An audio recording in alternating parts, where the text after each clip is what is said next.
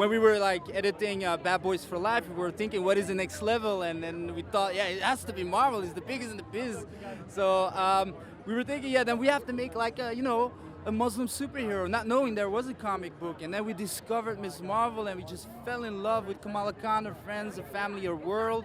And now we are creating this origin story about this superhero in the Marvel Universe. It's just a blessing. So super thankful and grateful. Well, Kamala Khan is the first Muslim superhero on the screen in the MCU, and I think that what we wanted to do is to have that representation, to have people that are Muslim or Muslim women, my wife, his sister, our nieces, all these Muslim women in our lives, to have somebody that they can look up to, that they feel a connection to. But at the same time, we needed also somebody that we can tell a universal story, that it doesn't matter who you are, what your gender, origin, race is, you can relate to that character, you can feel and be endeared and charmed by her and her journey, and that's the most important thing, to try to tell a universal story that everybody can be connected to. Having that animation in the show, just to show her imagination, her dreaming world, is a very cool thing, and totally different than what we ever saw in the Marvel shows. We're gonna have the Pakistani culture, but also, we as Moroccans, we put a lot of our background in it, our families and the customs that we do and all that. So I think that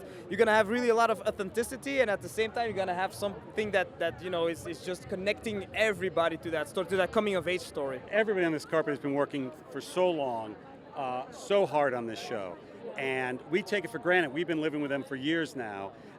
And working on the show for years. We know that Kamala will next appear in the Marvels. That's been shot. So we've fallen in love with all of them, and now I can't wait for audiences to do that and finally get to see them on Disney+. The real thing about Kamala Khan is, like Peter Parker, she's all of us. Unlike Peter Parker, she is from a very particular culture, from Jersey City, he's Queens, we got it, Jersey City. It is recognizing a very different type of culture in a very real and relatable way. Her family is so endearing. They're absolutely wonderful.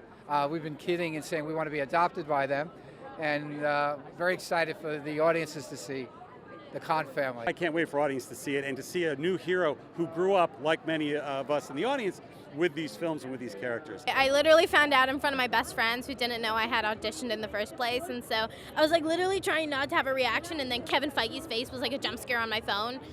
So totally freaked out. And then I went back in the car, and my friends were like, so what happened? Did you win the lottery? And I was like, basically. And I told them everything, and then we got burritos. I think our show really does have a universal charm in the way it balances fan culture and religion and coming of age and action.